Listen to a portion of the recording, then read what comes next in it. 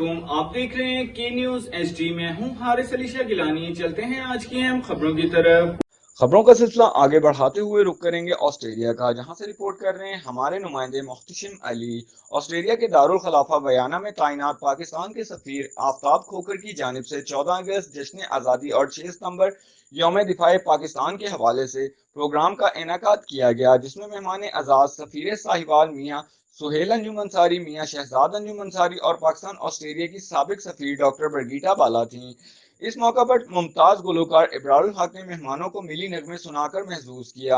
सफीर साहिवाल मियाँ सुहेल अंजुम अंसारी ने साबिक ऑस्ट्रेलियन सफीर डॉक्टर बरगीटा और पाकिस्तान की बिजनेस कम्युनिटी व दीगर शहरों से आए मेहमानों से तबादला ख्याल किया और मुल्क की सूरत हाल से आगाह किया। साबिक ऑस्ट्रेलियन सफीर डॉक्टर बरगीटा ने खिताब करते हुए कहा कि पाकिस्तान ऑस्ट्रेलिया की दोस्ती में ताल्लुकात मजीद बढ़ाने की जरूरत है। इन्होंने सफीर साहिवाल को ऑस्ट्रेलिया में अपनी फैमिली के साथ आने पर खुशामदीद कहा। पाकिस्तान के सफीर आफ्ताब अहमद खोकर ने खिताब में पाकिस्तान और ऑस्ट्रेलिया के बेहतरीन ताल्लुकात पर ब्रीफिंग दी और मेहमानों को पाकिस्तान ऑस्ट्रेलिया के दरमियान मजीद तिजारती, सकाफती और दीगर शोबों में ताल्लुकात बढ़ाने पर जोर दिया। यौम आज़ादी यौम दिफाए पाकिस्तान के मुश्तरका प्रोग्राम में आए लोगों का जोश जज्बा देखने लायक था। बच्चों, बूढ़ों, नौजवानों और खवातीन ने मिली नगमों पर झूमते रहे। इस मौका पर पाकिस्तानी कम्युनिटी का कहना था कि ऐसे प्रोग्रामों का इनेकाद होता रहना चाहिए। इससे दूसरे मुल्कों में रहकर भी अपने वतन की याद जो आती रहती है, इससे काफी हद तक सुकून भी मिलता है।